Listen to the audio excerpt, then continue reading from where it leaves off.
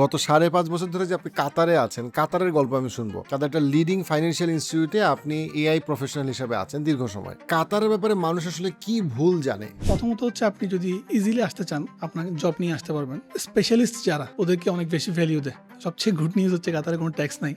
যে টাকা আপনি ইনকাম করবেন পুরোটাই আপনার। আপনি গাড়ি কিনেন, বাড়ি কিনেন, ওখানে আপনার ম্যাক্সিমাম জায়গাতেই আপনি এ পরিমাণ টাকা কামাবেন যে ইউ ডোন্ট নিড টু বড় একটা ব্রাঞ্চ দিতে চাচ্ছেন কাতারে। It's possible. I mean, you can own it 100%. And you don't need to go there. You can create your own branch and you can employ someone and then you can run your business. You should do it. কারণ হচ্ছে কারেন্সিটা তো change হয়ে যাচ্ছে। আপনি যেটা এখানে ১,০০০ টাকা বা ২,০০০ টাকা বা ৫,০০০ টাকা আপনি যা চার্জ করতেছেন, সেখানে আপনি চাইলে ইজিলি আপনি $১,০০০ আপনি চার্জ করতে পারেন। ফাউন্ডারদের জন্য ওরা যেটা করছে, লং রেসিডেন্স পারমিটের ব্যবস্থা করছে 10 years এর। ওয়েব সামিট হচ্ছে একটা international conference.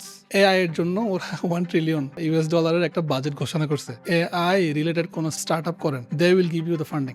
Financial security is a bigger security than any passport. 3টা জিনিস আল্লাহ রসুল বলে গেছেন। এক নম্বর হচ্ছে আরব আর নন আরবের মধ্যে যে পার্থক্য নাই, এটাকে ওরা প্র্যাকটিসের মধ্যে রাখছে। একটা বিলিয়নের সাথে আপনি কথা বলতেছেন, আপনি ফিলই করতে পারবেন না। আপনার পাশে একজন রোলস রয়েস নিয়ে যাচ্ছে, সে আপনাকে কোনো এটা ফিলই করতে দিবে না যে সে রোলস রয়েস নিয়ে যাচ্ছেন, আপনি হচ্ছেন জিপ নিয়ে যাচ্ছেন। ফান্ড রেজিং প্রোগ্রাম হচ্ছে কাতারে রমাদানে। ওমা ৫ মিলিয়নের নিচে কেউ ডোনেট করে না। জাস্ট দরজাটা লক থাকে কিন্তু তালা লাগায় না, দরজা খোলা রেখে ঘুমায়। অনেকে বলে এটা কিন্তু ট্রু। সবাই বলে যে ভাই দিনের শেষে কাতার, সৌদি আরব বা দুবাই তো আমাকে পাসপোর্ট দিবে না। এই ভিডিওটা পাবলিশ হওয়ার পরে আপনাকে অনেকে কমেন্টের মধ্যে বলবে যে ভাইয়া কেউ যদি আমাকে বের করে দেয়, এটার অথরিটি ওদের আছে, আমি কেন এমন একটা সিচুয়েশনে যাবো যে আমাকে বের করে দিতে হবে। আমি জানি আমার পরিচিত অনেকজনকে বাংলাদেশ কাতার থেকে বের করে দিচ্ছে, আমি জানি আমার পরিচিত লোকজন কেন বের করে দিচ্ছে, কারণ কারো কাছ থেকে টাকা মেরে খাইছে, কারো কাছ থেকে হচ্ছে কি ইলিগাল কিছু করছে। বাচ্চাকে ব্যাড টাচ করেন, ওরা আপনাকে হচ্ছে কি পানিশমেন্ট দিবে অ্যাজ ওয়েল এস আপনাকে বের করে দিবে। কাতারের বয়স আর বাংলাদেশের বয়স অলমোস্ট সিমিলার। অরিজিনাল কাতারিদের পপুলেশন তো খুবই কম, সামান্য কতগুলো মানুষ। অনলি 300,000। আমরা যারা হচ্ছে গাজার যুদ্ধ নিয়ে কথা বলতে পছন্দ করি, how much we are contributing.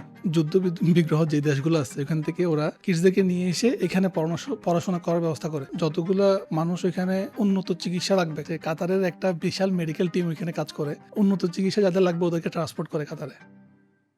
অর্থবহ জীবনের জন্য ফিটনেস, ফাইন্যান্স, ফ্যামিলি সব ভালো কন্টেন্ট পডকাস্ট আকারে পাওয়ার জন্য সাবস্ক্রাইব করুন পার্সপেক্টিভ পডকাস্টে।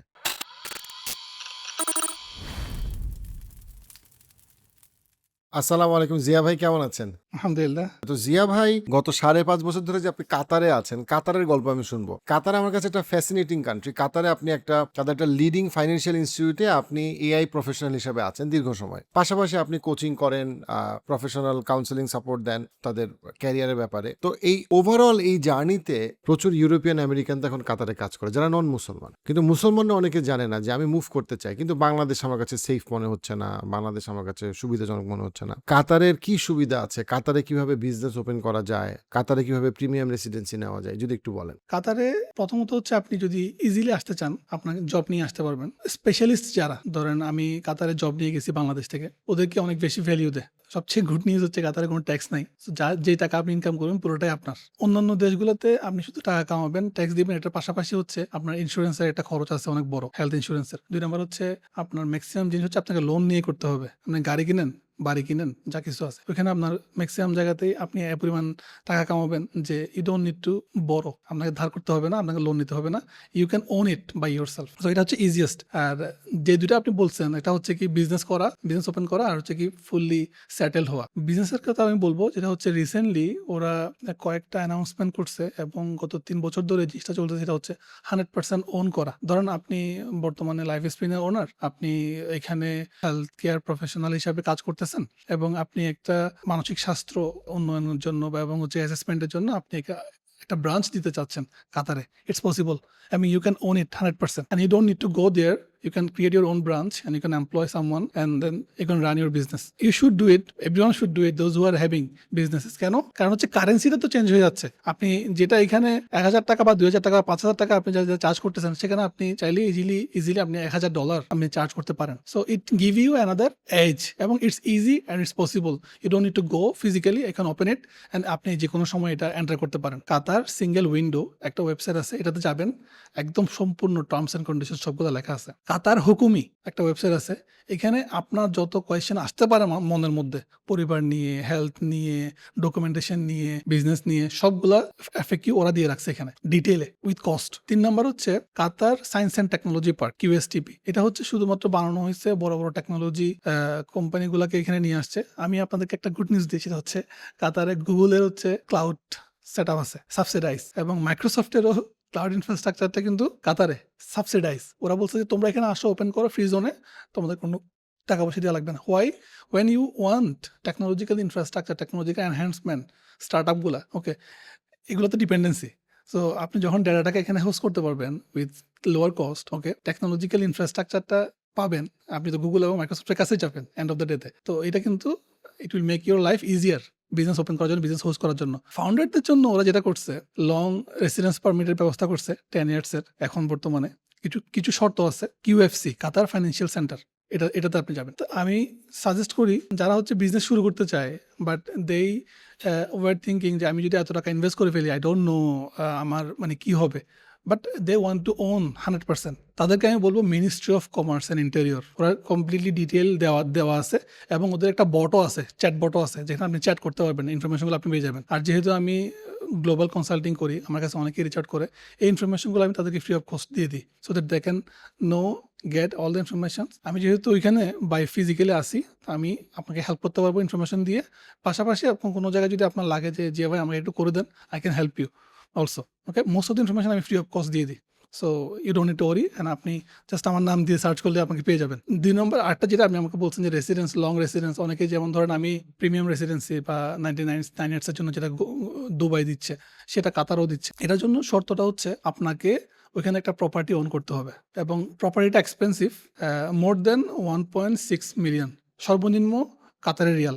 সর্বনিম্ন আপনার প্রপার্টির দাম যেটা আপনি ওন করতে পারবেন সেটা হচ্ছে 1.6 মিলিয়ন কাতারের রিয়ালের মধ্যে। আমি জানি এটা অনেক বেশি না বা অনেক কমও না, বাট যারা হচ্ছে ইউএসএ ইউকেতে থাকে, আমার অনেকগুলো ক্লায়েন্ট আছে যারা এটা ওন করছেন। আমি এটার বিজনেস করি না, আমার ক্লায়েন্ট বলতে মূলত হচ্ছে আমার যারা আমার কাছ থেকে কনসালটেন্সি নেয়, কোচিং সার্ভিস নেয় কেরিয়ার এবং হচ্ছে কি লিঙ্কডিনের জন্য, তারা অনেকে ইন্টারেস্ট করছে এবং অনেকে এটা নিয়েছে, সেই কারণে আমি আপনাকে এটা ইনফরমেশনটা বলতেছি। এটা কেন? কারণ হচ্ছে অনেকেই তাদের কিডসদেরকে একটা এনভায়রনমেন্ট দিতে চায় যে এনভায়রনমেন্টটা ইসলাম ফ্রেন্ডলি। তারা তাদের সন্তানদেরকে এমন একটা জায়গায় রাখতে চায় যেখানে হচ্ছে কি ওকে এনভায়রনমেন্ট ক্রিয়েট করতে হবে না ইসলাম বোঝার জন্য, যেটা হচ্ছে অটোমেটিক্যালি সে আজান শুনতে পারবে, অটোমেটিক্যালি মসজিদে চলে যাবে। আমি আমার বউ বাচ্চাকে নিয়ে যদি আমি শপিং এ যাই, খেলতে যাই, পার্কে যাই, অথবা হচ্ছে কি বিচে যাই, যেখানে প্রত্যেকটা জায়গায় মসজিদের ব্যবস্থা আছে, প্রত্যেকটা জায়গায় নামাজের ব্যবস্থা আছে মহিলা এবং পুরুষদের জন্য, যেটা আপনাকে ক্রিয়েট করতে হবে না এনভায়রনমেন্টটা, it's there, you just have to enjoy, just have to attend. হেলথের দিক থেকে ওরা যে লেভেলের ফ্যাসিলিটি দিছে, তো এইটা unmatched. So you don't need to worry about your kids. যেমন আমি আমার ফ্যামিলিকে কিন্তু এখন কাতারে রেখে এখানে আসছি বাংলাদেশে, so I don't have to worry about it, everything is within one click, হাতের মধ্যে। আর সেফটির কথা যেটা, আমরা মোস্ট অফ দ্য টাইম বাসা দরজা খোলা রেখে ঘুমাই, অনেকে বলে এটা নিয়ে একটা মিথও আছে, এটা কিন্তু ট্রু, যে কাতারে ম্যাক্সিমাম মানুষ হচ্ছে কিন্তু দরজা তালা না লাগায় ঘুমায়, জাস্ট দরজাটা লক থাকে কিন্তু তালা লাগায় না। কেন? কারণ হচ্ছে আপনার যদি কোনো জিনিস চুরি যায়, এই জিনিস বের করার দায়িত্ব সরকারের, সেটা মোবাইল হোক। সবাই বলে যে ভাই দিনের শেষে কাতার, সৌদি আরব বা দুবাই তো আমাকে পাসপোর্ট দিবে না, সিটিজেনশিপ দিবে না। এন্ড আমি সবসময় যে কথাটা বলি সেটা হচ্ছে যে আজকে আমেরিকাতে 10 লাখ মানুষ হোমলেস, তাদের কারেন্ট 2025 নিয়ারলি, ওদের প্রত্যেকটা হোমলেস মানুষ চাইলে আমেরিকান পাসপোর্ট নিতে পারে। আপনাকে কাতার যেই নাগরিক সুযোগ সুবিধা দিচ্ছে, বা ট্যুরিস্ট হিসেবে যে সুযোগ সুবিধা দিচ্ছে, বা কাজের সুযোগ সুবিধা দিচ্ছে, যে সেফটি দিচ্ছে, যে এডুকেশন যা কিছু দিচ্ছে, সেই সুযোগ সুবিধাতে আপনি পাসপোর্ট সিটিজেন হয়েও আপনি অনেক সময় ইউরোপ আমেরিকায় পাচ্ছেন না। That's simply a fact. So আপনার কাছে পাসপোর্টটা বেশি ইম্পর্টেন্ট নাকি পাসপোর্টের আসলে এসেন্সটা কি? আপনি চাচ্ছেন সেফটি সিকিউরিটি, আপনি চাচ্ছেন নাগরিক সুবিধা, শিক্ষা, চিকিৎসা, তো যদি আপনি পান, এবং অন টপ অফ দ্যাট আপনার ট্যাক্স ফ্রি। এই ভিডিওটা পাবলিশ হওয়ার পরে আপনাকে অনেকে কমেন্টের মধ্যে বলবে যে ভাইয়া কেউ যদি আমাকে বের করে দেয়, আমার tax free income, safety, very good, very কুল, এটার অথরিটি ওদের আছে। বাট এটার রিপ্লাই আমি এমন সবসময় বলি যে আমি কেন এমন একটা সিচুয়েশনে যাবো যে আমাকে বের করে দিতে হবে? আপনি বাংলাদেশে থাকলেও আপনি হচ্ছে কি একটা নেগেটিভ সিচুয়েশন ক্রিয়েট করলে আপনাকে জেলখানে থাকতে হবে। ওই মানুষগুলোকে ওরা বাইরে থাকতে বলে, যে মানুষগুলো হচ্ছে কি ওদের সোসাইটির জন্য স্ট্যান্ডার্ড না। আমি জানি আমার পরিচিত অনেকজনকে বাংলাদেশ কাতার থেকে বের করে দিচ্ছে, আমি জানি আমার পরিচিত লোকজন কেন বের করে দিচ্ছে, কারণ কারো কাছ থেকে টাকা মেরে খাইছে, কারো কাছ থেকে হচ্ছে কি ইলিগাল কিছু ইলিগাল করছে। কিছু করছে। আপনি লিটারেলি আপনি যদি একটা বাচ্চাকে ব্যাড টাচ করেন, ওরা আপনাকে হচ্ছে কি পানিশমেন্ট দিবে, অ্যাজ ওয়েল এস আপনাকে বের করে দিবে। So you don't have to worry about your kids. আমারও কিন্তু বাচ্চা আছে, আমারও কিন্তু বাচ্চা আছে। 2 নম্বর হচ্ছে আমার বউ বাইরে, আমার ওয়াইফ বাইরে যাচ্ছে, কেউ যদি আমার বউয়ের দিকে নেগেটিভলি তাকায়, সে যদি কমপ্লেন করে, সে আগে থাকবে প্রায়োরিটিতে। সে কারণে you don't have to worry about it. So these are the facilities you are attaining to protect it. They are creating this law. It's not like ভাই আমাকে যদি বের করে দেয়, why? আপনার ওই চিন্তাটা আসবে কেন? আপনাকে বের না করার জন্য সবকিছু তৈরি করছে ওরা, সব ধরনের সিচুয়েশন তৈরি করছে ওরা। আপনি ওইটাকে ফোকাস না করে আপনি নেগেটিভ গুলো কেন ফোকাস করবেন যে আমাকে যদি বের করে দেয়? আপনার যদি এনাফ মানি থাকে, you own the residence permit, and if you don't have enough money, you start something business. আপনি আপনার নিজের আপনি যদি নিজের ওনারশিপে থাকেন, আপনাকে আমি বের করে দিব কখন? যখন আমি আপনাকে ওন করি, ইয়াহিয়া আমিন ভাই আপনি আমার সাথে কাজ করেন, কালকে থেকে আপনি আইসেন না। আপনার রেসিডেন্স পারমিটটা যদি আমি অন করি যে আপনি চলে যান, আমি আপনার রেসিডেন্স পারমিটটা ক্যান্সেল করে দিচ্ছি, তখন আসতেছে কথা যে ভাই আমাকে বের করে দিলে আমি কি করবো, জি আমি যদি আমাকে বের করে দেয়। বাট ইয়াহিয়া আমিন ভাই যদি নিজের একটা বিজনেস থাকে, এহেন ভাই যদি নিজের রেসিডেন্স পারমিট নিজে অন করে, খুব অ্যাকচুয়ালি থ্রো হিম আউট। হ্যাঁ, আপনি যদি ইলিগাল করেন তাহলে অবশ্যই গভর্নমেন্ট আপনাকে থ্রো করাটা বাধ্যতামূলক। মনে হয় সিকিউরিটি ব্যাপার আছে, সেফটির ব্যাপার আছে, ঠিক আছে? আমি তো সবার লাইফকে হেল্প করে দিতে পারবো না। আর আপনি যদি লিগেলি থাকেন, দের ইজ নো রিজন। মজার বিষয় হচ্ছে কি, এই কোয়েশ্চেনটা আমারও আগে আসতো যখন আমি ছিলাম ইনিশিয়ালি মুভ করার চিন্তা ভাবনা করছিলাম। আমার মাথায় যেহেতু কোয়েশ্চেনটা আসছে, আমি আমার কিছু কলিগদেরকে দেখছি তারা 3 প্রজন্ম ধরে কাতারে থাকে। জর্ডানের কলিগ আর হচ্ছে কি ইরানের কলিগ, 3 প্রজন্ম। ওদের দাদা আসছিল, ওর দাদা তো মারা গেছে, ওর বাবা চাকরি করে রিটায়ারমেন্ট হয়ে গেছে, ও হচ্ছে কি আমাদের কোম্পানিতে অ্যারাউন্ড 20 বছর ধরে কাজ করতেছে। ওর বাচ্চা তো আছেই, ওরা এখনো চাকরি করতেছে না, মানে পড়াশোনা করতেছে। 3 প্রজন্ম অলরেডি কাতারে আছে, কাতারে সাস্টেইন করতেছে, and they are enjoying their life, and there is no issues. They're enjoying standard. আরেকটা জিনিস যেটা ভাই আমি মনে করি স্ট্র্যাটেজিক্যালি, এই পৃথিবীতে আমরা যে পৃথিবীতে আছি, financial security is a bigger security than any passport. ধরেন আপনার কাছ থেকে ধরেন আমেরিকা বা ইউরোপ প্রতি বছর 30-40% করে ট্যাক্স কেটে রাখতেছে। 10 বছরে ওই টাকার যে কিউমুলেটিভ অ্যামাউন্ট, ওটা যদি আপনার থাকতে পারে, যে আপনি কোনো একটা ল্যান্ড কিনতে পারতেন, ওইটার যে কিউমুলেটিভ আপনাকে যে পৃথিবীতে সিকিউরিটি দেয়, সেটা আসলে ওই পাসপোর্টটা দেয় না। কেন বলতেছি? কারণ ওই টাকাটা নিয়ে আপনি পৃথিবীর বিভিন্ন জায়গায় মুভ করতে পারবেন লিগালি, এবং ওইটা দিয়ে ওই টাকাটার কারণে পৃথিবীর বিভিন্ন দেশ, উন্নত দেশ, সিকিউর দেশ আপনাকে জায়গা দিবে। কিন্তু আপনি ধরেন পাসপোর্ট নিয়ে বসে রয়েছেন, কিন্তু আপনার চাকরির সিকিউরিটি নাই, জিনিসপত্রের দাম এত বেশি, আপনি বাসা কিনতে পারতেছেন না, আপনি লোন ফেরত দিতে পারতেছেন না, যেটা আপনি ঋণগ্রস্ত, যেটা অনেক ইউরোপ আমেরিকার দেশে অনেকের বাস্তবতা। লাভ হইল কি আলটিমেটলি? সেই জায়গাটা আমি মনে করি যে কাতারের বা এই কথাগুলোর ব্যাপারে স্পেশালি যারা অলরেডি স্ট্যাবলিশড, জীবনে ভালো করতেছে দেশে, তাদের ডিপলি চিন্তা করার ব্যাপার আছে। ফার্স্ট অফ অল 3টা জিনিস নিয়ে যারা কনসার্ন, একটা হচ্ছে তাদের দিন নিয়ে কনসার্ন। বিকজ ফর এক্সাম্পল আমি 15-20 বছর ধরে ইউএসএ ছিলাম, ফর এক্সাম্পল, ওকে? তো আমার কাছে সিটিজেনশিপ আছে, বাই ডিফল্ট আমার ওয়াইফ, আমার বাচ্চারা সিটিজেনশিপ পাইছে। আমি যখন এক্সপিরিয়েন্স করছি নেগেটিভ জিনিসটা, I don't want my kids to experience this, right ভাইয়া? আমাকে যখন রোজা রাখার জন্য অ্যানুয়াল লিভ নিতে হয়, রোজাটা ওদের কাছে তো ইম্পর্টেন্ট বিষয় না। আমি রোজা রাখার জন্য আমাকে অ্যানুয়াল লিভ নিতে হচ্ছে, যেখানে আমরা রোজা মাসে হচ্ছে কি 4 ঘন্টা অফিস করতেছি। It's incentivise from the government. আপনাকে অফিস করতে অত তাড়াতাড়ি আসতে হবে না, আপনি দেরিতে আসবেন, তাড়াতাড়ি চলে যাবেন। নামাজের জন্য no one can stop you. নামাজের প্রেয়ার কল তো আছেই, আজান শোনা এটা অনেক বড় একটা ব্লেসিংস। এটা অনেকেই এটাকে এত অপমানজনক কিছু মনে করেন, যেহেতু আপনি সব সারাদিন আজান শোনেন 5 বার। সো বাট যখন আপনি এমন একটা দেশে থাকবেন যেখানে আপনি মাসের পর মাস, বছরের পর বছর আপনি আজান শুনতে পারবেন না, then you will feel it যে না, ইটস এ ম্যাসিভ ব্লেসিংস, যেটা আমি পাচ্ছি না। 3 নম্বর হচ্ছে there are things that it's not in your control. যেমন গভর্নমেন্ট থেকে একটা LGBTQ আইন করলো, যেটা আপনার কন্ট্রোলে নাই। আপনার বাচ্চাকে ওরা এমনভাবে মানুষ করলো, স্কুলের মধ্যে মেন্টালি সেট আপ করলো, যেটা হচ্ছে drive him to become a homosexual, drive him to become a gay. এইটা তো আপনার কন্ট্রোলে নাই। অ্যান্ড দেন আফটার 18 years, যখন he is out of your control, your kids can take action against you. That is not your family rules, right? That is the things that you learn. আপনার family থেকে আপনি আপনার বাবাকে সম্মান করবেন, মাকে সম্মান করবেন, অ্যান্ড তারা আপনাকে প্রোটেক্ট করবে for what? For the better future. কিন্তু they create a different environment that is going against your philosophy. তো এই জিনিসগুলো আপনি কখনোই কন্ট্রোল করতে পারবেন না। For the passport, if you sacrifice this, it's up to you. আপনি এটা আসলে কাউকে বুঝাই কনভিন্স করতে পারবো না। এটা ওনার মধ্যে আসতে হবে, যে এই ফিলিংটা, যে আমি আসলে এই পাসপোর্টের এগেনস্টে কী হারাচ্ছি, আমি কী পাচ্ছি। ওকে, মানি ইটস ডিফারেন্ট কেস ভাইয়া। People has different opinion about the money, যে আমি কত % ট্যাক্স দিচ্ছি, এটার এগেনস্টে কী পাচ্ছি। ওকে, অ্যান্ড আমি কি আসলে এটা চাই কি না। ওকে, অনেকে আর্গুমেন্ট আসবে যে ভাইয়া, there are some communities where you can really practise, you can listen prayer call, আপনি হচ্ছেন কি এখানে বড় বড় শেখরা আসেন, এখানে দার্স করেন। ইটস রিয়েলি রেয়ার এবং very few. The opportunity is very less. এটা সবার জন্য না, যারা হচ্ছে এখানে উবার চালাইতেছে ওদের জন্য না।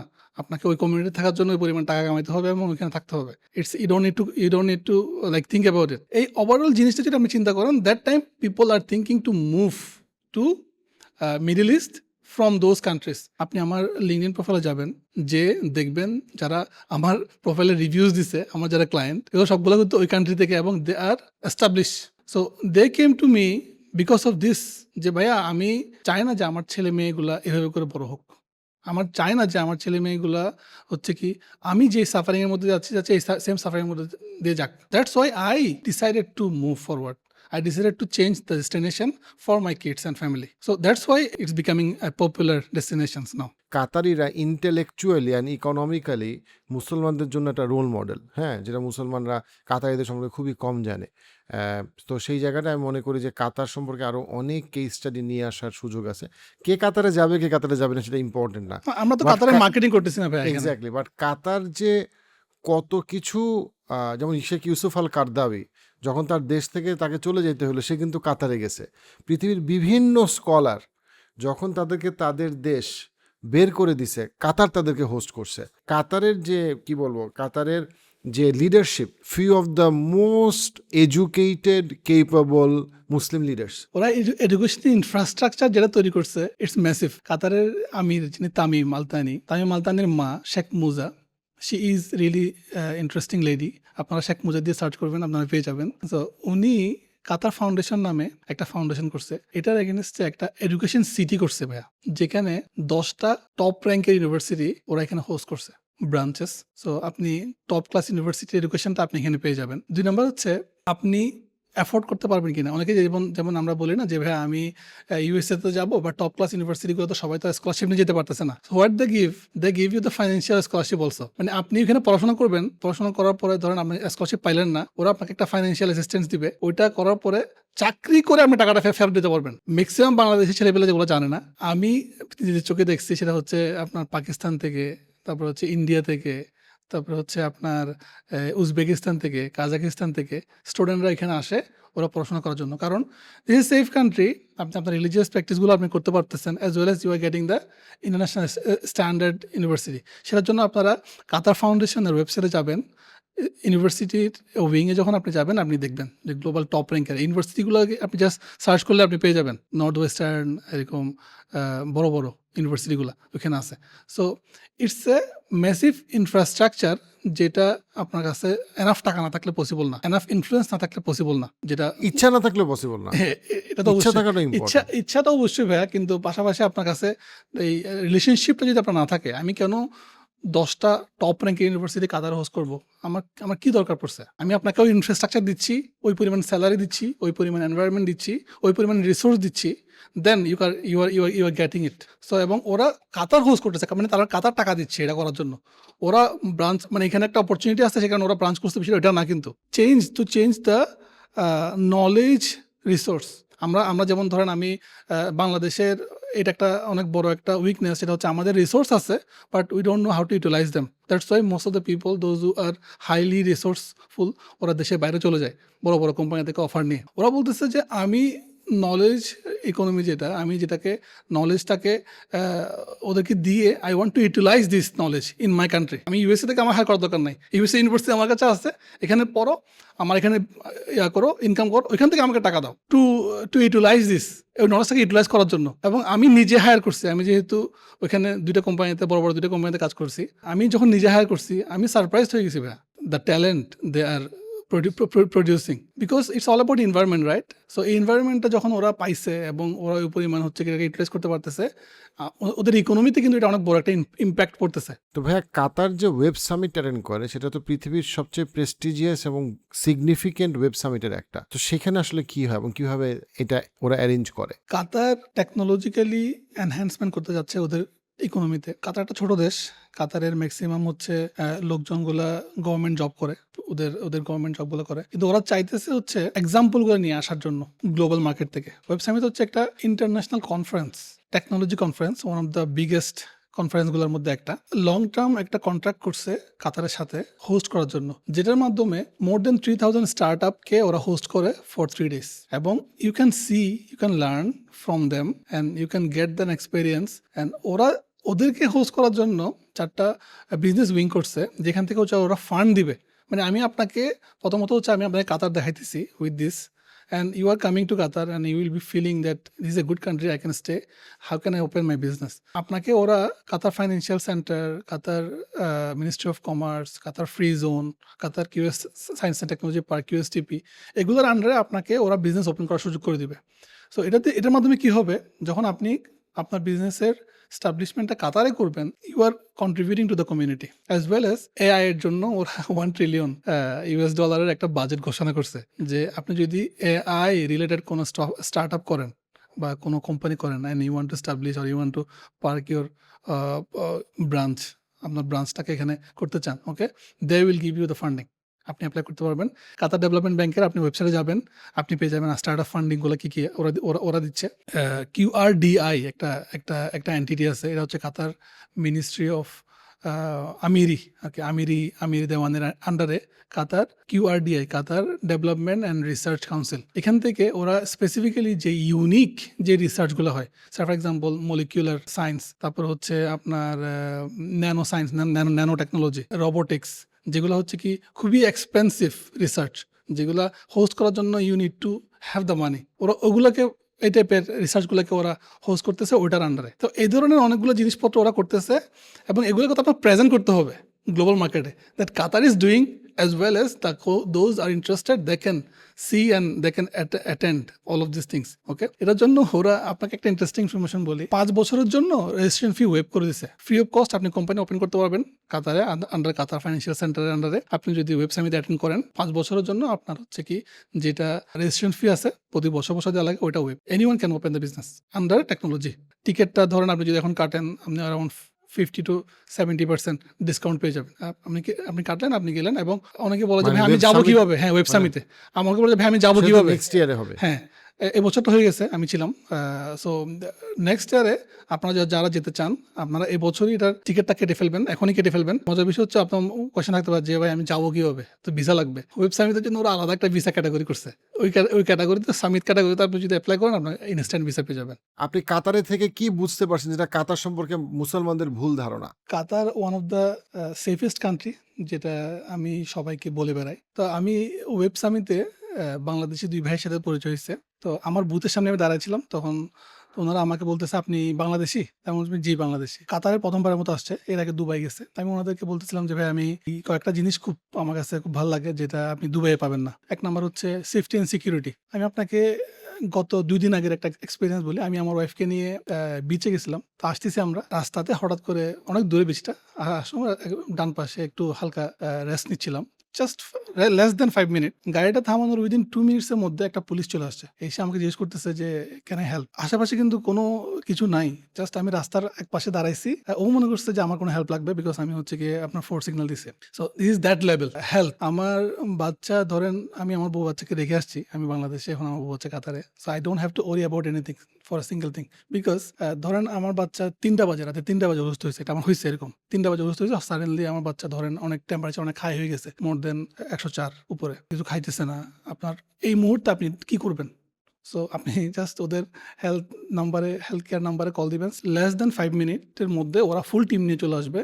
ওরা যদি মনে করে যে আপনাকে এখন হেলিকপ্টারে নিয়ে যেতে হবে, আপনাকে ওরা হেলিকপ্টার অ্যারেঞ্জ করবে। আর যদি মনে করে যে না, ওরা বাই রোডে নিতে পারবে, অ্যাম্বুলেন্স দিয়ে অ্যাম্বুলেন্সে নিয়ে যাবে। এবং it's not at your home, it could be in the road. আপনি মরুভূমির মাঝখানে কোনো কারণে অ্যাক্সিডেন্ট করতে পারেন, ঠিক আছে, যেহেতু এখানে অনেক বেশি ডিউন ব্যাশিং হয়, অনেক মেজর অ্যাক্সিডেন্ট হয়, যেগুলো হচ্ছে কি উইদিন 5 মিনিটসের মধ্যে সলভ করে। যেটা পরিচিত ভাই ব্রাদার বন্ধু বান্ধবের মধ্যে অনেকেই হচ্ছে কি ডেভেলপড কান্ট্রিগুলোতে থাকে, আমি নাম বলতেছি না, বাট এই জিনিসটা it's very very rear, absolutely very very rear. So এই জিনিসগুলো আমার কাছে মনে হয় যে অনেকগুলো মানুষ জানে না কাতার সম্পর্কে। কাতার সম্পর্কে মানুষ বাংলাদেশ অনেক সময় মনে করে যে ওরা তো মাটির নিচে তেল গ্যাস পাইছে, টাকা উড়ায় বেড়ায়, ওদের তো কোনো শিক্ষা দীক্ষা নাই। আপনার অভিজ্ঞতা কি বলে? হ্যাঁ, কাতারের হচ্ছে মেজরিটি পিপল কাতারের বাইরে পড়াশোনা করে, এবং তারা এত বেশি শিক্ষিত। আমি কাতারে ওদের কারণে এখনো পর্যন্ত অ্যারাবিক বলতে পারি না, আমাকে ইংলিশে বলতে হয়, কারণ হচ্ছে ওরা সবাই ইংলিশে কথা বলে। তেল গ্যাস কিন্তু বাংলাদেশেরও আছে। এই জিনিসটাকে কিভাবে প্রপার ওয়েতে মার্কেট করতে হয় এই জিনিসটা ম্যাক্সিমাম দেশের নাই। 2 নাম্বার হচ্ছে ওরা কিন্তু এলএনজি বিক্রি করে, যেটা হচ্ছে লিকুইফাইড ন্যাচারাল গ্যাস। সো একটা গ্যাসকে আপনি যদি ট্রান্সপোর্ট করতে চান, এটাকে আপনাকে -60 to 70 ডিগ্রিতে নিয়ে যেতে হবে। দেন আপনি যে ট্রান্সপোর্টটা ইউজ করে, যেটা দিয়ে কাতার থেকে বাংলাদেশে গ্যাস আসে, আপনি জানেন কিনা জানি না, কাতার 2035 সাল পর্যন্ত বাংলাদেশের সাথে কাতারের এগ্রিমেন্ট, এবং কাতার হচ্ছে ইউরোপিয়ান কান্ট্রিগুলোতে one of the major supplier গ্যাসের এবং ওয়ান অফ দ্য বিগেস্ট। এবং কাতারের যে নর্থ ফিল্ড যে গ্যাস ক্ষেত্রটা আছে ওটা কিন্তু শেয়ার্ড উইথ ইরান। এই জিনিসটাকে ট্রান্সপোর্টেবল করার জন্য ওরা যে টেকনোলজি ইউজ করছে, এই টেকনোলজি হচ্ছে কি really expensive and really innovative, যেটা অনেকের কাছে গ্যাস আছে। আপনার টার্কির কাছে গ্যাস আছে, রাশিয়ার কাছে গ্যাস আছে, বাংলাদেশেও গ্যাস আছে ইয়ার নিচে, সমুদ্রের নিচে, ওদেরও জিনিসটা সমুদ্রের নিচে। বাট এই জিনিসটাকে ট্রান্সপোর্টেবল করা এবং মানুষের কাছে প্রপার ওয়েতে প্রেজেন্ট করা, সেল করা এবং হচ্ছে কি স্ট্র্যাটেজিক রিলেশনশিপ মেনটেন করা, that is where Qatar is playing the key role. Okay, যেটা হয়তো অনেকগুলো কান্ট্রি এখনো পর্যন্ত পারতেছে না, পেরে উঠতে পারতেছে না। 2 নম্বর হচ্ছে কাতারের ইকোনমি শিফট, যেটা তো ধরেন আপনার কাছে তো ন্যাচারাল রিসোর্স একটা নির্দিষ্ট সময় পর্যন্ত থাকবে, এটার তো শেষ হবেই এক সময়। তো ওরা ইকোনমি শিফট করছে 3টা মেজর সেক্টরে, যেটার কারণে ওরা পলিটিক্যালি একটা বিগ ম্যাসিভ ইনফ্লুয়েন্স ক্রিয়েট করছে পুরো ওয়ার্ল্ডের মধ্যে। 1 নাম্বার হচ্ছে ট্রান্সপোর্ট। কাতার যদি আজকে বলে আমি কাতার এয়ারওয়েজ বন্ধ রাখবো 1 সপ্তাহের জন্য, ম্যাক্সিমাম জায়গাতে ইকোনমিতে সমস্যা হবে, কারণ হচ্ছে ওরা মোর দেন 300 ডেস্টিনেশনে হচ্ছে কি ওদের 24/7 প্লেন যায়। 2 নাম্বার হচ্ছে ওদের স্পোর্টসে $225 বিলিয়ন খরচ করছে, যেটা ওয়ার্ল্ডের ইতিহাস এখন পর্যন্ত কেউ করে নাই। লাস্ট হচ্ছে 16 বিলিয়ন খরচ করছিল ফিফার ওয়ার্ল্ড কাপের অ্যারেঞ্জমেন্টের জন্য, লাস্ট যে কান্ট্রিটা হোস্ট করছে এটা। আর ওরা হচ্ছে 25 বিলিয়ন খরচ করছে, এবং এটার জন্য ওরা ম্যাসিভ ইনফ্রাস্ট্রাকচার চেঞ্জ করছে। যেমন হচ্ছে ওরা 10টা হাই কোয়ালিটি স্টেডিয়াম বানাইছে, এবং আপনি যদি কখনো কাতার যেয়ে থাকেন আপনি দেখবেন হচ্ছে মাত্র 2 রিয়াল দিয়ে আপনি একটা প্রিমিয়াম ট্রান্সপোর্টেশন পাবেন, হচ্ছে মেট্রো রেল মাটির নিচে। এবং এটা এত ম্যাসিভ, এত জোস এবং এত হাই, এত প্রিমিয়াম, যেটা আপনার কাছে মনে হবে আপনি প্লেনে চড়তেছেন। এই জিনিসটার মাধ্যমে ওরা কি অ্যাচিভ করছে? ওরা অ্যাচিভ করছে হচ্ছে ট্রাস্ট, এবং 2 নম্বর হচ্ছে ওদের ট্যুরিজমটা, যেটা আরেকটা ইন্ডাস্ট্রি ওপেন করছে। সো আপনি কিন্তু আপনার যেই ক্যাপাসিটি আছে, এই ক্যাপাসিটিটাকে ট্রান্সফর্ম করতেছেন ইনটু ডিফারেন্ট। আপনি ওদেরকে বলে দিচ্ছেন আপনি আমাদের কাছে আসেন, we have the safest travel career. 2 number হচ্ছে আমাদের এখানে এন্টারটেইনের জন্য অনেক কিছু আছে, যেখানে আসলে মূলত ওরা তো মরুভূমি ছিল, খুব ছোট একটা দেশ। পুরো কাতারটা শেষ করতে আপনার 1 ঘন্টা লাগবে যদি আপনি মাঝখান বরাবর ট্রাভেল করেন। আর পুরো কাতারটা যদি আপনি একটু একটু একটু করে দেখেন, আপনার হয়তো বা 2 থেকে 2.5 ঘন্টা লাগবে গাড়ি নিয়ে যদি যান। এই জায়গার মধ্যে ওরা এত কিছু করছে, এত ট্রান্সফরমেশন করছে, তো ওরা কমপ্লিটলি ওদের ইকোনমিটাকে শিফট করে ফেলছে কিসে? ট্যুরিজমে। তারপর হচ্ছে কি ট্যুরিজমের মধ্যে 2টা ক্যাটাগরি, একটা হচ্ছে কি মানুষ এন্টারটেইনমেন্টের জন্য ট্যুরিজম করে, আর একটা হচ্ছে স্পোর্টস ট্যুরিজম। স্পোর্টস ট্যুরিজমটা কি, আপনি যদি ফিফার ফ্যান হন, more than like 100,000 people will travel to enjoy the FIFA. So it's a tourism actually. 2 number হচ্ছে আপনার UFC ম্যাচগুলা, টেনিস, ইন্টারন্যাশনাল টেনিস ম্যাচগুলা। তারপর হচ্ছে আপনার বাস্কেটবল, ইন্টারন্যাশনাল বাস্কেটবল টুর্নামেন্টগুলা। তারপর হচ্ছে one of the biggest cycling tracker in the world. Okay, এবং হচ্ছে অলিম্পিকের ম্যাক্সিমাম বড় বড় কাজগুলো হচ্ছে ওইখানে ওরা হোস্ট করার প্ল্যান করতেছে। 2030-তে মনে হয় একটা বড় সড়ো চ্যাম্পিয়নশিপও হবে। এই যে বড় বড় চেঞ্জেসগুলো আনছে, এটা কিন্তু ইকোনমি শিফট। এটা কিন্তু আপনার আমরা ইকোনমি গ্যাস বা তেলের উপর বা ন্যাচারাল রিসোর্সের উপর থাকা, এটা না। আর একটা জিনিস মানুষ জানে না, সেটা হচ্ছে কাতারের ownership of real estate. One of the biggest owner of UK properties, USA properties. ইউরোপে পার্টিকুলারলি লন্ডনের one of the largest real এস্টেটের মালিক হচ্ছে কাতারের রাজপরিবার, এবং পুরা ইউরোপে অনেকগুলো এয়ারলাইন সহ সিগনিফিকেন্ট বিশাল কর্পোরেশনের মালিকরা হচ্ছে কি আসলে কাতারি, ইয়েস। এটার সাথে আমাকে যেটা লিড করে যে আমি যদি কাতারকে দেখি, কাতারে তো আসলে মানে অরিজিনাল কাতারিদের পপুলেশন তো খুবই কম, সামান্য কতগুলো মানুষ, অনলি 300,000, যেখানে বাংলাদেশে হচ্ছে 500,000। রাইট, মাত্র 300,000, মানে 3 লাখ কাতারি, মাত্র 3 লাখ কাতারি। এবং আমরা যদি বাংলাদেশে বলি, বাংলাদেশে হচ্ছে 16-17 কোটি মুসলমান 20 কোটি মানুষের মধ্যে, তো 3 লাখ কাতারি আছে। 3 লাখ কাতারি কি করছে? ফিফা ওয়ার্ল্ড কাপ করে ফেলছে, মরুভূমির মধ্যে they are one of the per capita ইনকামে they are the richest Muslim per capita ইনকামে। প্রথম ইন্ডিপেন্ডেন্ট মুসলিম মিডিয়া তৈরি করছে তারা।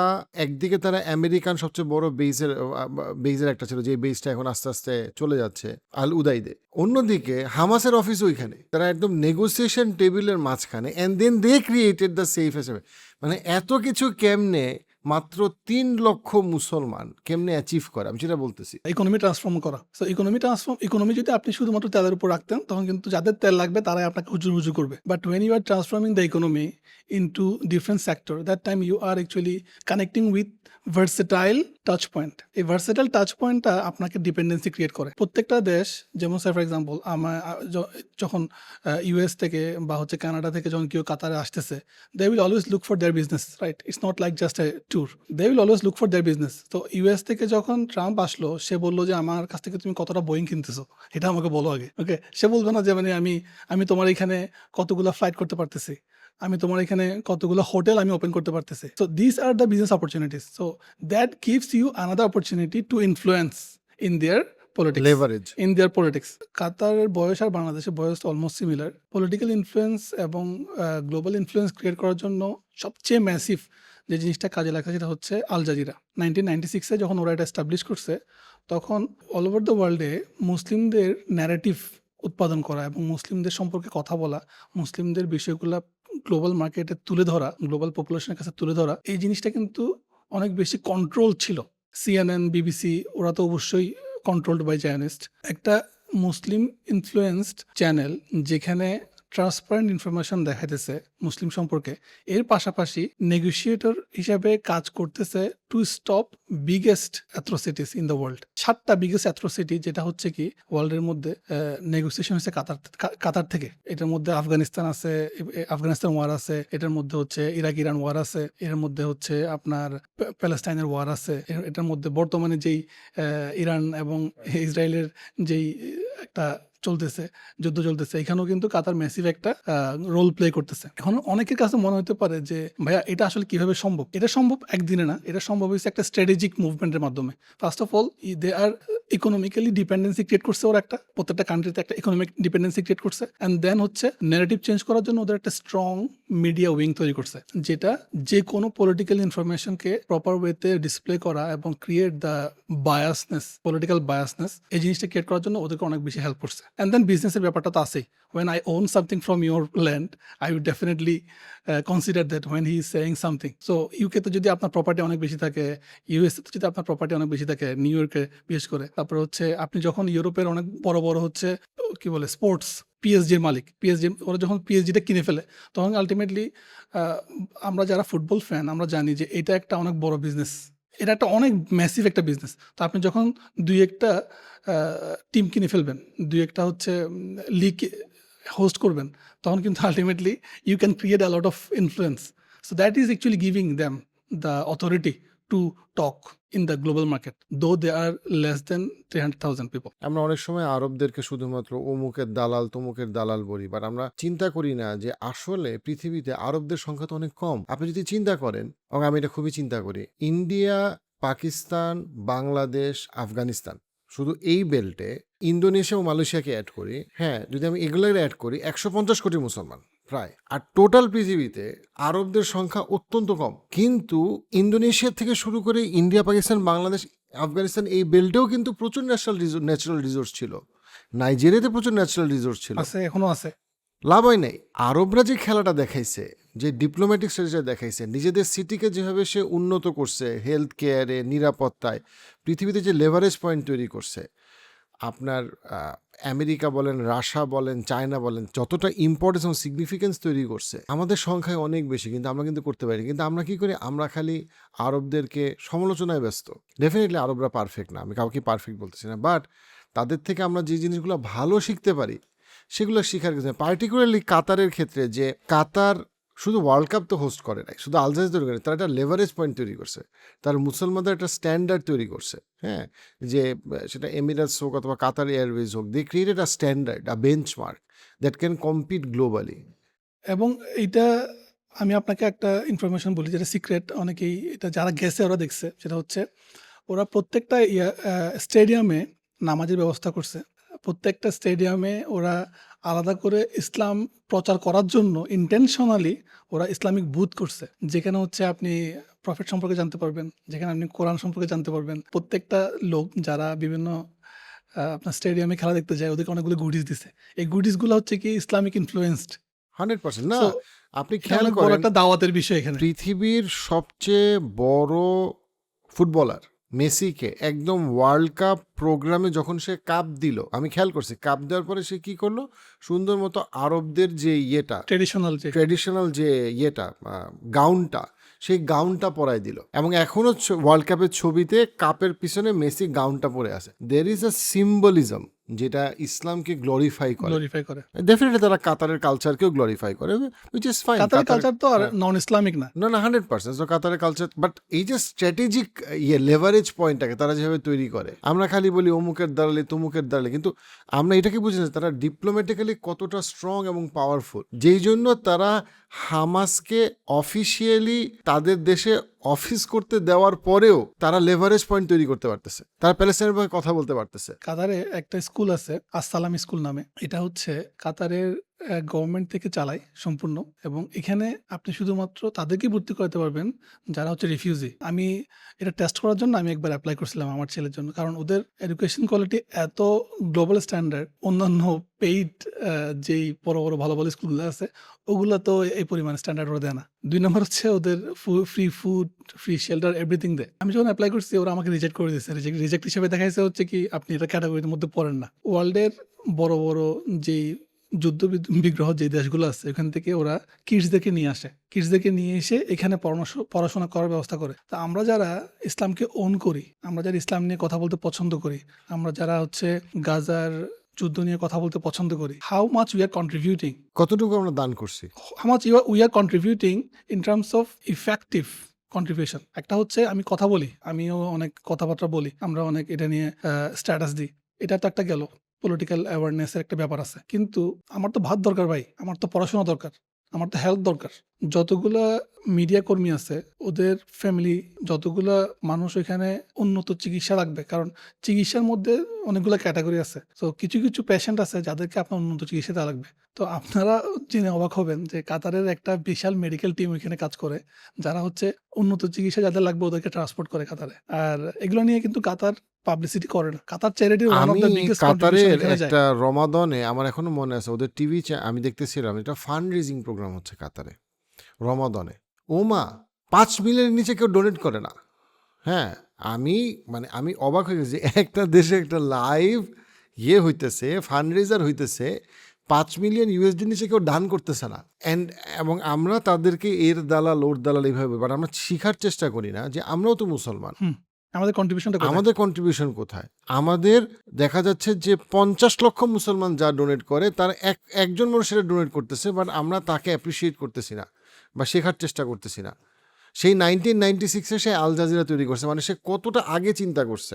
আরবরা ইউএসএ বা ইউরোপের দালালি করে, ওদেরকে হোস্ট করে, এবং অনেকেই যখন ইরানের যুদ্ধ হচ্ছিল, যখন কাতারে হিট হচ্ছিল, অথবা হচ্ছে বাহরাইনে বা হচ্ছে সৌদিতে হিট হচ্ছিল, অনেকেই একটা কনফিউজিং সিচুয়েশন ছিল, আমরা কি প্রেস করব নাকি আমরা স্যাড হব। এখানে কিন্তু অনেকগুলো স্ট্র্যাটেজি বিষয় কাজ করে, স্ট্র্যাটেজিক ডিসিশন ছিল অনেক জায়গায়। এটা আমরা খালি চোখে দেখতে পাই না। সেম যে গ্যাস ক্ষেত্রটা উত্তর পার আর দক্ষিণ পার, উত্তর পার হচ্ছে কাতার ভোগ করে আর দক্ষিণ পার হচ্ছে কি ইরান ভোগ করে। It means they are sharing the technology also.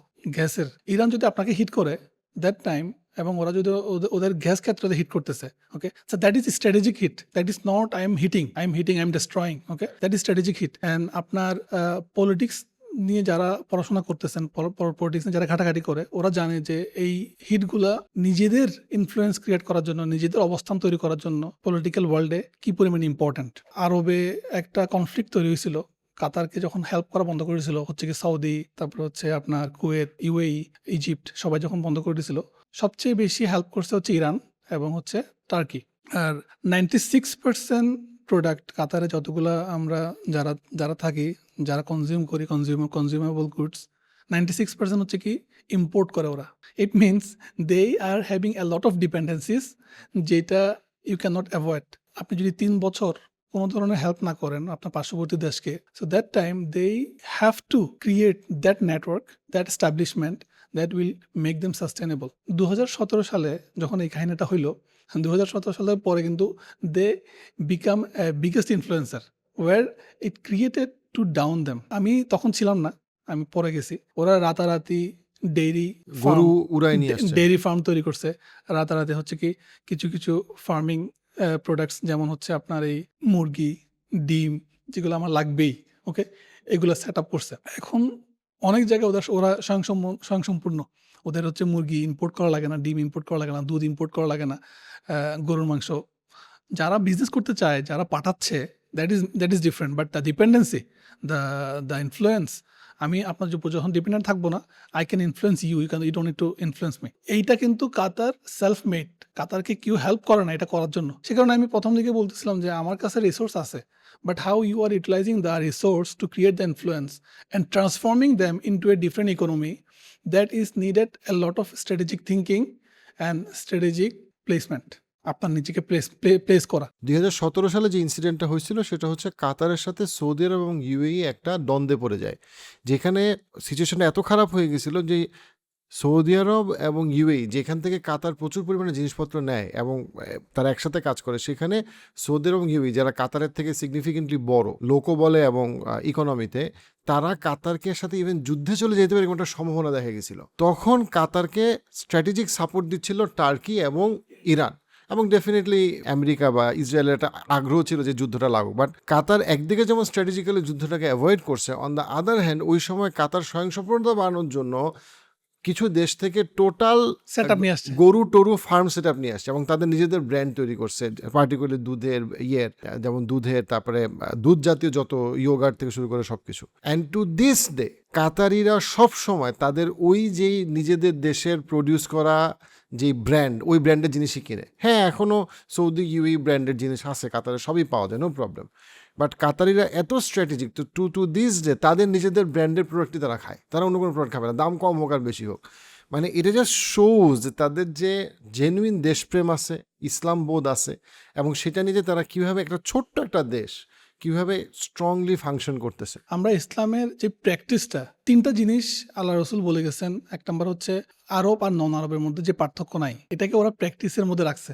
আপনি যদি কাতারে থাকেন, you will never feel that you are influenced by something, যে আপনি রেসিজমের শিকার হচ্ছেন পজিটিভলি অর নেগেটিভলি।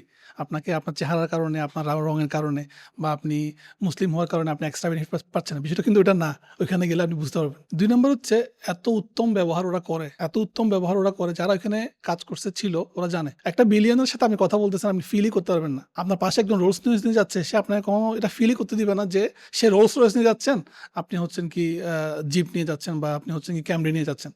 সে আপনাকে এটা ফিলই করবে না। সে আপনার সাথে হাতে গাড়ি নিয়ে যাবে এবং আপনি চাইলে ওর সাথে আপনার মাঝে মধ্যে আপনাকে সে আগে যাওয়ার সুযোগ করে দিবে। So this are practice that we are missing, যেটা আমরা আল্লাহ রসুলের কাছ থেকে শিখছি। 3 নম্বর হচ্ছে how you are leveraging your asset. Qatar charity থেকে অনেক বেশি একটা ফান্ড আসে বাংলাদেশে। আপনারা কাতার চ্যারিটির ওয়েবসাইট ওপেন করবেন বা অ্যাপস ওপেন করবেন, ওখানে গিয়ে আপনি দেখবেন যে ওরা আসলে কোথায় কোথায় চ্যারিটি করে, কতগুলো ফান্ড কোথায় কোথায় যাচ্ছে। এটা ক্রিস্টাল ক্লিয়ার। কি বলে, গাজাতে কিন্তু আপনার কোনো ফুয়েল বা কি বলে গ্যাসের কোনো ব্যবস্থা নাই। এটার সবচেয়ে বড় সাপ্লাইটা কিন্তু ওরা দেখার মতো খাইতে হবে, চলতে হবে। যে মেডিসিনটা লাগে, যেটা বন্ধ করে দিচ্ছে, ওটা কিন্তু ডিরেক্টলি বিমানে পাঠায় ওরা। আর আপনি যদি বাই রোডে পাঠান, আপনার বড় বড় যেই এনজিও গুলো আছে, আমরা মনে করি যে এনজিও গুলো অনেক কিছু করতেছে, এই এনজিও গুলো জিনিসপত্রগুলো কিন্তু প্রথমে গিয়ে ইসরায়েলে গিয়ে থামে, ইসরায়েলে থেকে ওরা চেক করে, তখন হচ্ছে সেফ প্যাসেজ দেয় একটা। এর মধ্যে অনেকগুলো জিনিস ওরা দেয় না এবং অনেক ম্যানিপুলেশন করে এক্সপায়ার হওয়ার জন্য, যাতে এখান থেকে ওরা বেনিফিট না পায়। তো এই জিনিসটাকে অ্যাভয়েড করে ডিরেক্টলি আপনার এন্টার করা হচ্ছে কি কাতার। আজকের মুহূর্তে আমি যদি আপনাকে জিজ্ঞেস করি, আমি আপনাদেরকে যদি জিজ্ঞেস করি কি হচ্ছে গাজাতে, আপনি কি জানেন কিনা? জানেন না। আজকে যদি আল জাজিরা বন্ধ করে দেয়, কেউ জানবেন না।